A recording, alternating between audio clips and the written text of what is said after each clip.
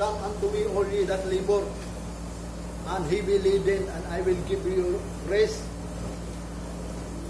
Watod pa niya, and learn unto me. Muna nga, ang importante nga di, magtuon yun ka sa Ginoo, kay diya sa resting place, adunay mga pagtudlo. Muna yung gingon din, nga din, ang mga Hudiyo, nakalimot sa ilang resting place. Kasi meaning sa resting place, kanang balay sa Ginoo ba? Kanang sayon, kanang lugar sa pagdaig, kaning simbahan, mo niya ang gitawag na spiritual place of God. Kanang tanan simbahan, gitawag na sa Bible, na diin mo na ang sayon, mo na himuon din nato, aron mahimo ng sayon, atong i-set up ang standard. So may standard. Kanang standard yun nga pamaagi yun diya sa sayon, kung saan na ito pag-worship sa Ginoo. So therefore, saan ko man mo pag-worship sa Ginoo, man ingon si Rimaya, agi ka mo sa dating daan. Ang dating daan man gud katong gisulti ni Moses. Katong ordinance nga diin si Moses gisugo nga buhatag tabernacle, ang Ark of the Covenant, nga diin mo kana ang sanctuary, dunay ordinance dito sa diya nga moadto sila sa tabernakulo. Di na pwede sila kasulod dito kung dili nila sundon ang mga sugo sa Ginoo. Mato hinungdan si Samuel, nag-ingon ka, King Saul, obey is better than sacrifice. Kanang kung mag-sacrifice man, mas maayo pang mutuman ta. Mosa na kita karon nag-sacrifice ka sa Ginoo bilang pagsimba, mas maayo pang i-obey nato ang pulong sa Ginoo, sao nato pagsimba sa Ginoo. Kaya dunay service, una kakasimba sa Ginoo. Muna ang Isaiah, nagpasidaan na daan sa mga Hudiyo, sa 53, Isaiah 53 verse 6, matod pa niya, ang mga tao daw sa Ginoo, sama daw kuno sa mga karniro nga na sila sa laag. Watong pag-abot ni Jesus Christ sa Matthew chapter 9 verse 36, pag diya na din si Jesus Christ, nanunod na ang mga Hudiyo. Kaya nga naman, si Jesus Christ nagbuhat magud mga milagro, niya sa diya nga di nanunod na sila, matong nakaingon sila sa kadaghan sa mga tao nga nanunod nila. Ningon dayon si Jesus Christ, dili lang kay igutom sila, pakanon sila, kundi ningon yun si Jesus Christ. Sila kuno nakatibulaag sama sa karniro nga walay magbalantay. Sila, kita ka na ba'y nagbalantay na to? Kaya kung wala gyud nagtuni ni mga pulong sa Ginoo, sigurado gyud yung kita wata pabantay, pata mabantayan, pata guide sa atong magbalantay. Although si Jesus Christ is the great shepherd, pero na gyud si shepherd according to the heart of God. Anang naga-feed of knowledge and understanding yung pa niya dito sa Jeremiah chapter 3 verse 15. Mabita na ang iyang gingon diri sa Jeremiah verse 31 to 36. If those ordinances depart from before me, saith the Lord, then the seed of Israel also shall cease from being a nation before me forever. Kung ang ordinansa wala gani kanila, layo gani sa ilaha, na ang akong ordinansa, ingon pa ang Ginoo, ingon pa ni Jeremiah, ang Ginoo nag-ingon, said the Lord, then seed of Israel also hath ceased from being a nation before me forever.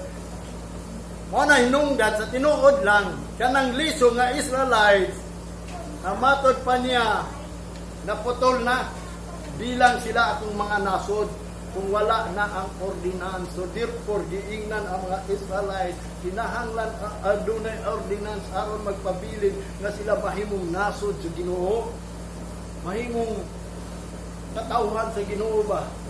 Mawala ang nasod sa Ginoo forever kung wala nila buhata ang ordinance. So therefore gingon ni Jeremiah, dunay ordinance. Mo ta kung gingon sa inyo spiritually lang is standard. Kunya dito pag-abot ni Jesus Christ is righteousness.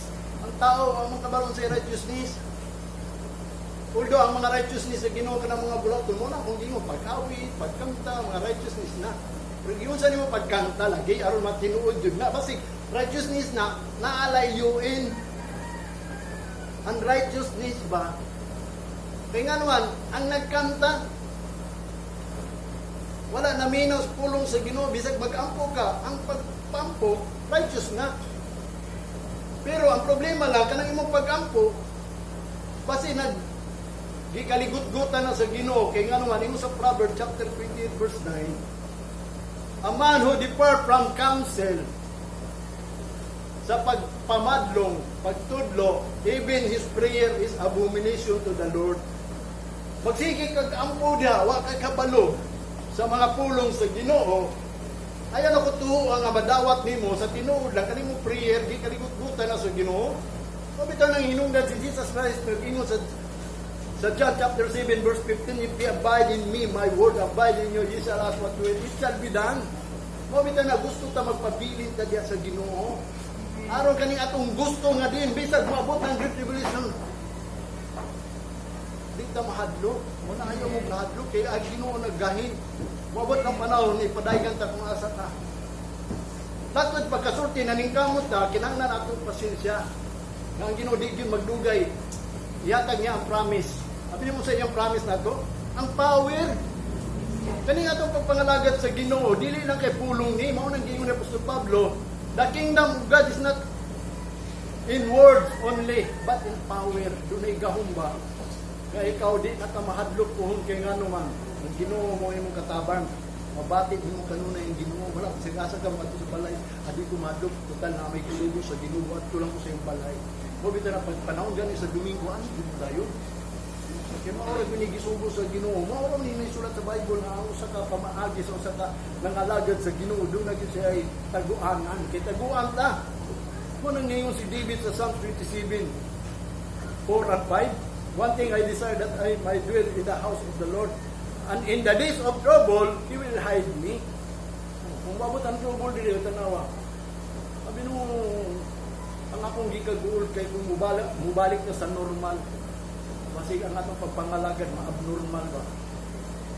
Anang, pare itong una ba, di ba? Ang atong pagpangalagad, abnormal kayo, pwede ito magtusimbahan, baliwala na natong pulong sa Ginoo, baliwala na natong pagkapistuhan na to.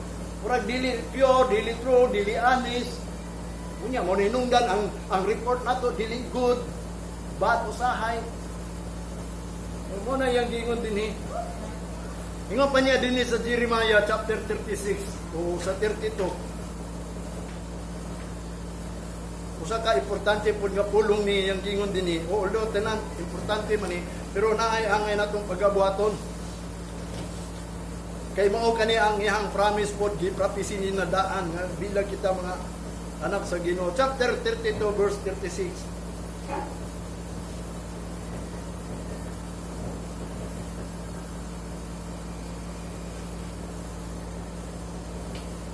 Hangtod sa 40. And now therefore, thus it the Lord, the God of Israel, concerning this city whereof ye say, it shall be delivered unto the hand of the king of Babylon by the sword and by the famine and by the pestilence.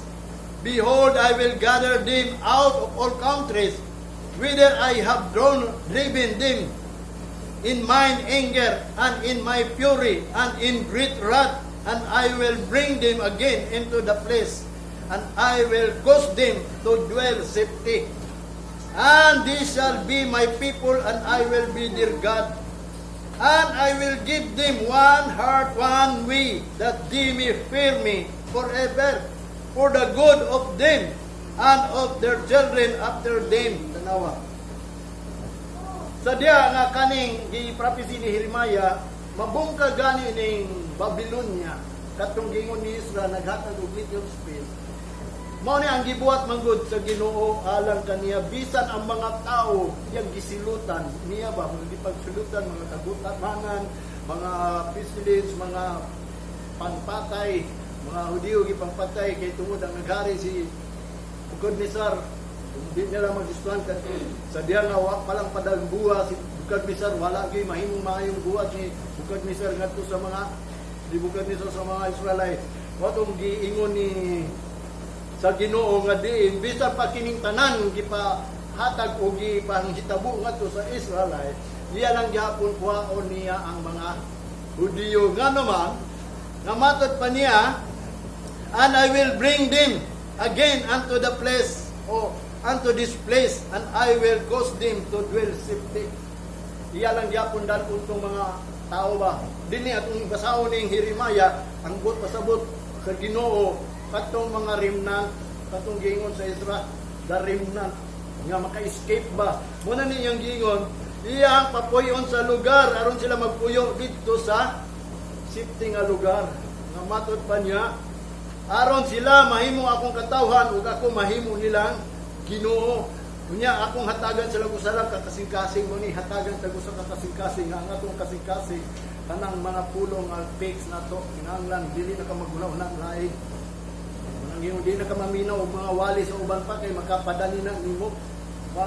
Abi niyo sa tinuod lang kung asa gani ang magwawali nga nagpagkaon mo mao gito pialan sa Ginoo kay mao na ang paninglon sa Ginoo ni atong mga giwalihan niya. Wala tugat-tugat kagwali sa tinuod lang. Giingon sa Bible, alaot kamong mga magwawali. Ang magwawali mo ay alaot.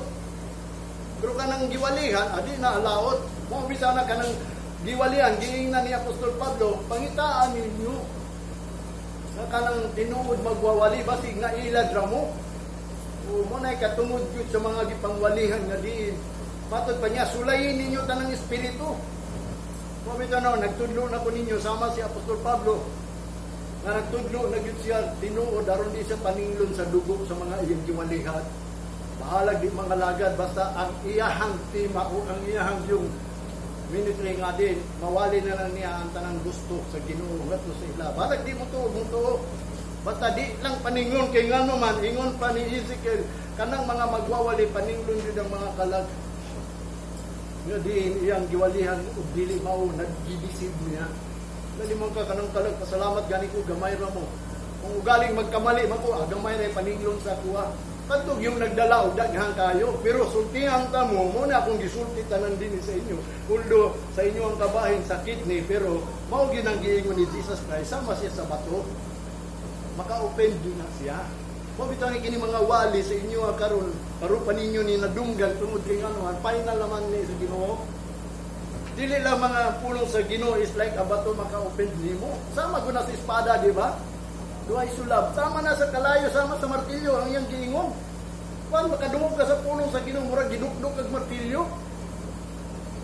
Wan makadungog ka sa pulong sa Ginoo murag gisunog ka. Mo na giingon niya. Pero matod pa sa uban anong pulong sa Ginoo sama na sa kahani, sweet food na, lamig food na, tamis na. Ya pagkaon daw nimo ana ingon pa ni Apostol Pablo abot sa tiyang pait. Ngano man, lisod gyud buhaton ng pulong sa Ginoo unless kung ikaw mag-sacrifice, mo bitaw nang gitawag og sacrifice. Sakripisyo na. Ang tuso na nimo. Wala yang giingon ang kaon niya katong mga remnant nga matod pa niya dito. Tagaan niya og place na safety. Muna ayaw mo kadlok, isipti ra tagyod sa Ginoo. Nga matod pa niya, I will deliver them, I will cause them to dwell safety, I will bring them this place.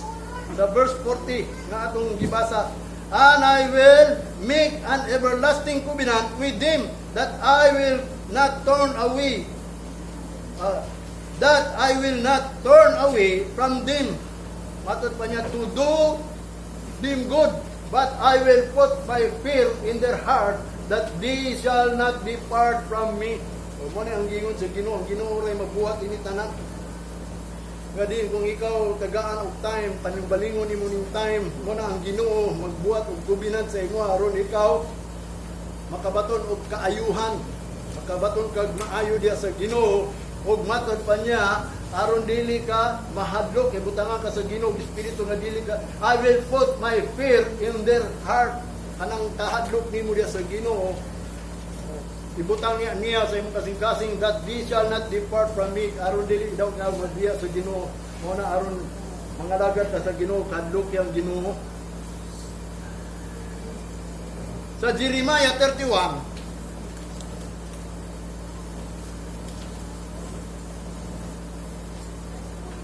Magsugod ta sa 31 to 34. Ingon pa niya, behold the days come, saith the Lord, that I will make a new covenant with the house of Israel and with the house of Judah, not according to the covenant that I made with their fathers in the day that I took them by the hand and bring them out of the land of Egypt, which my covenant that break, although I was an husband unto them, saith the Lord. But this shall be the covenant that I will make with the house of Israel after those days, said the Lord, I will put my law in their inward part, and write in their hearts, and I will be their God, and they shall be my people, and they shall teach no more every man his neighbor, and every man his brother, saying, Know the Lord, for they shall all know me, from the least of them unto the greatest of them, said the Lord. For I will forgive their iniquity, and I will remember their sin no more. Kung ang promise na Ginoo sa mga tao, ang gisultihan, ang gisgutan ni Jeremiah, mauna si Jesus Christ. Wapa na tao, nagprophecy pa niya. Kumanya prophecy sa mga tao dito sa naitabok ang Israel, si Jesus Christ na po lang ipang prophecy. Nga din, ang Ginoo daw ninyo kay Jeremiah, maghatag siya new covenant. Dili tong covenant na gihatag niya dito sa gitawag og karaan o sayang amahan nga gibungkag nila. Anong gibungkag man nila? Ambot pasabot niya covenant ha. Ang new covenant nga kanang may sulat sa imong kasing-kasing aron di na ka musulti sa imong silingan. Anang covenant ba nga din katong hinumduman ba ninyo itong ang pulong itong miaging Domingo? I-gather ang mga balaan those who matod pa niya take a covenant with sacrifice. Katong naghimo og panaad sa Ginoo nga nagsaabot sila sa Ginoo nga di maghalad jud siya. I-gather daw to. Katong covenant nga din nasulat silang kasing-kasing nga dili na kinahanglan pa pailumduman. Moingon pa uy manimba taron. Uy, tigsimbar ba nato ba? Uy, dili na mo kinahanglan kay ngano man. Mismo ang Ginoo naghatag og covenant nga gisulat sa imong kasing-kasing mo na ni ron unsa man ning covenant ni. Nga tong covenant nga gisaad niya kang Abraham unsa man to? Kay kita sa tinuod lang dili ta ingon nga giluwas sa Ginoo. Lisod gyud ta ni Abraham. Lisod. Mo na inungdan si Kristo ni ani nato. Wala ingon nagpakamatay nato ni ani siya dili nato kay ngano man. Gi-promise naman tadaan. Kung mutungo ka, gi-promise ka nga lisod ka ni Abraham, unang giingon, buhato na to ang gibuhat sa atong amahan. Kung saan ito yung gibuhat sa atong amahan niya si Abraham? Through sacrifice. Mawabito na nga diin yung giingon din nga ang new covenant. Kaya ang old covenant manggod, kung gisulat sa bato ba nga ilang gibungkag, nga diin balaod nila, balaod lang. Gibuhat nila tanang mga covenant sa paghalad, tungod kay sugo na sa Ginoo. Nasulat sa bato, pero karon gisulat atong kasing-kasing nga dili na ingon nga magbase ta atong sugo sa Ginoo kun dili tuhuan nato nga gisulat sa Ginoo ang sugo sa Ginoo dinhi nga kita mo'y gisulatan batuhuan nato kanang musimba gyud ka kay ngano man ang covenant na adya sa imuha nga din ikaw ni gather because kay ikaw na himong liso sa panaad nga din ikaw mag-sacrifice gyud. Kung tanang yan ito, dili sacrifice man eh. Para maatyo taglangit. Mag-sacrifice na, aron makasimba ta, mamita na kung sa ulo ito pagsimba sa Espiritu kamatuoran. Sa Genesis chapter 15, verse 5 and 6. Bawa na niya ang kubinat at uning husgutan na kung saan yung kubinat kang Abraham. Sa verse 5, 15, Genesis 15, chapter 15, verse 5 and 6. And he brought him forth abroad, and said, Look now toward heaven, until the star, if thou be able to number them. And he said unto him, So shall thy seed be. O mo nang giingon. Giingnan niya si Abraham, gidala niya dito sa bungtod basulayo. O giingnan niya, tanawa ng langit. Tanaw dia sa langit. Unya, ipanang star, till the star, if thou be able to number, kung makahimo ba kagiyap ana, di makahimo giyap si Abraham. Kato pa, daghana juday. Sara may kaya sa tao, kung mag-ihap-ihap lang, gawas kung naikalkyo. Di ba? Naamoy kalkyo. Diya, dali rin tayo na ipon. Di kayo may kalkyo itong una, hindi siya kaihap. Basta nagingon siya, kanang mga star nasa langit, kaya ni mo na maiyap, mao ka na ang imuhang liso. O matod pa niya din sa verse 6, And he believed in the Lord, and he counted it to him for righteousness. Ito siya. Madin, mo din na, bisag wa pa siya anak ha, ipagkitaan siya. Mo din na, Lord, salamat Ginoo. Wa pa siya anak, ang iyang anak si Papa, Ismael. Para si Ismael, anak na sa iyang maid. O bitaw na, mo pag-isgot, hinahunaan ninyo ka ng about kasal, siya nakasal, mo na giliba. Ang pagtawag sa Ginoo sa katao nga di maghalad sa ihalan. Mo to nga, iyang una mo ba, salamat Ginoo, bisag wa siya anak, pero nito siya nga di, makaroton yun siya, gana kay gipagkitaan na siya. Gisaad yun na sa Ginoo. Mo to sa iyang pagtuo, nahimo siyang gitawag ko, ni believe siya, gikanted ang iyang pagtuo, righteousness. Kaya natin pagtuo nga dili makounted na righteousness nato. O bitaw ng faith without work is dead. Kaya nga naman, or doon na may faith with work. Ambot lang, work siguro, dead ko na. Kundi na ito maklaro ng work sa Ginoo. Kaya ang work sa Ginoo, secret yun na, secreto yun na. Gawas kung imong ma-search ang pulong sa Ginoo, kung unsa yun na ang work sa Ginoo, which is the ordinance. Kung di ka kabalo sa ordinansa, bitaw na, abi niya ang pagpangalagad, walay buluhaton na, ay buluhaton. Kanang pagday, pag-awit, pagsimba, na ay ordinance. Kung saan na ito pag-awit, una lang ang daan, ganun mag-awit ta, because that is the fruit of our lips. Sa Hebrews chapter 13, 15 na siguro, i-continue na, kanang pagday ba? Dili yun yung mag-daig dito, tibuok, adlaw, daghan kayo, taas kayo.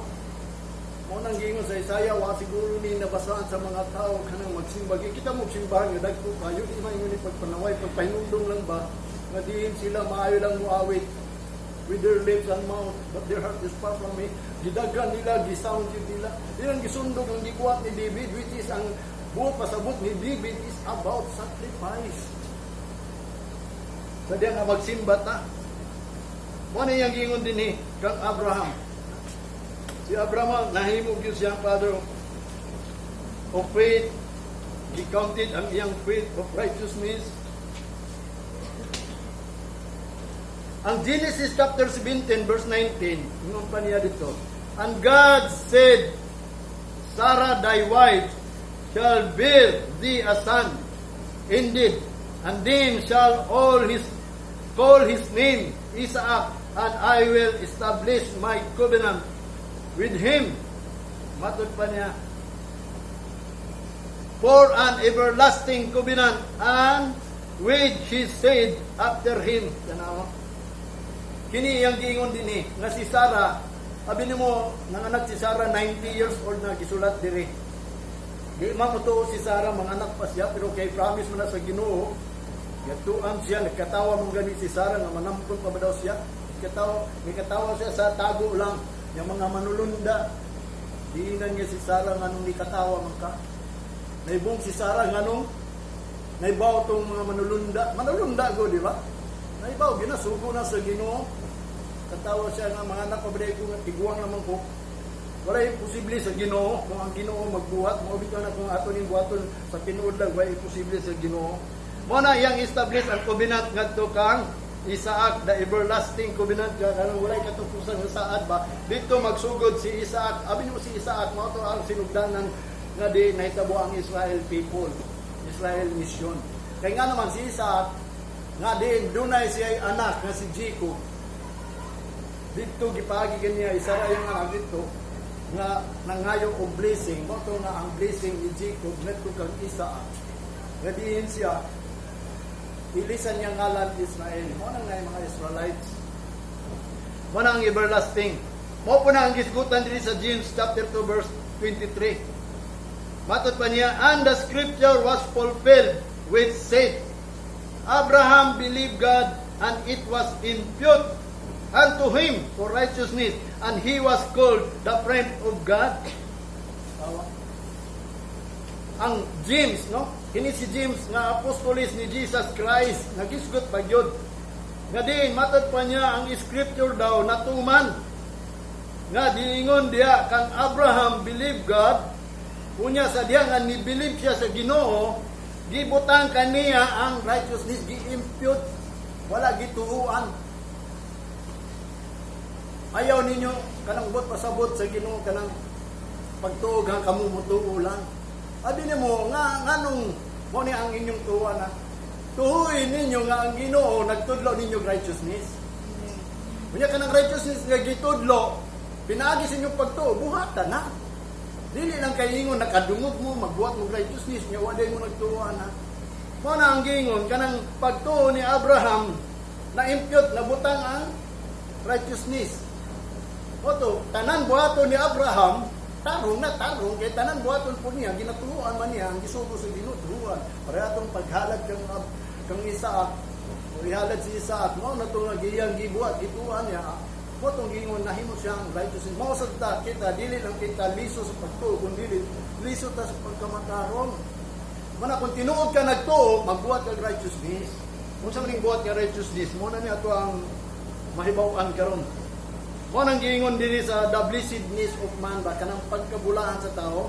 Si Mary gitawag og bulahan sa babae nga tanan, pero napoy gingon diri ni Apostol Pablo nga kadtong mga bulahan nga tao, gusto mo mga bulahan nga tao? Mo ning gingon ni Pablo sa Roma chapter 4 verse 6 and 7. Matod pa sa verse 6. Even as David also described the blessedness of the man unto whom God imputed.